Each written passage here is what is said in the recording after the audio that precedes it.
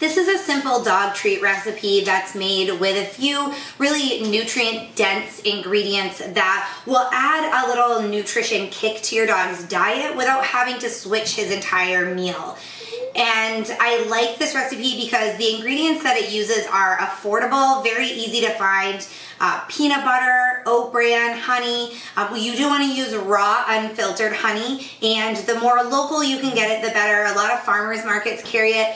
You can get it in a lot of health food stores local to your area. They get it from distributors that are local to your area, and that's actually better for your dog. I do have a link below the video. You can click on that talks a little bit about why it's important to find local honey and what those benefits are for your dog. It offers everything from skin and coat health to allergy remedy, a homemade allergy remedy. So it's a great nutritious ingredient that you can add to these treats. And again, as I mentioned, oat bran, peanut butter, there's some other high quality ingredients in here too. So they'll give your pup a little nutrition boost without actually having to prepare different meals for him.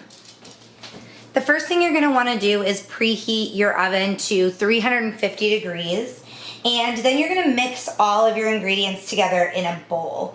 So the first thing I have is 3 cups of whole wheat flour. You can use a different type of flour if that suits your dog better. Some dogs, may need almond flour, coconut flour, something like that, some kind of substitute, and that's fine. I also have 1 cup of oat bran, 1 cup of steel cut oats, 1 cup of crunchy peanut butter.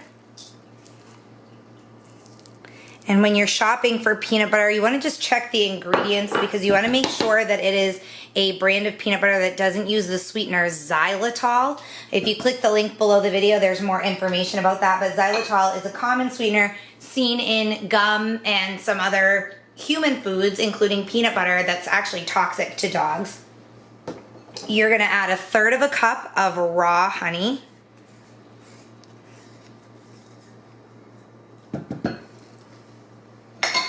One cup of low sodium chicken broth. And 1 cup of water.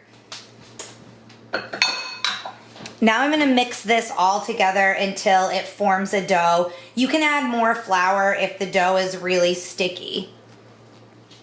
My dough has come together, as you can see. It's sticky, but it's not, it doesn't like stick to the spoon anymore. It would probably still stick to your fingers, but this is the consistency that it should be. Not completely dry and crumbly, but just a nice moist dough. And behind me here, I've got a well-greased mini muffin tin and a well-greased cookie sheet. Also well-loved, you can tell. It's probably time for me to get some new baking pans.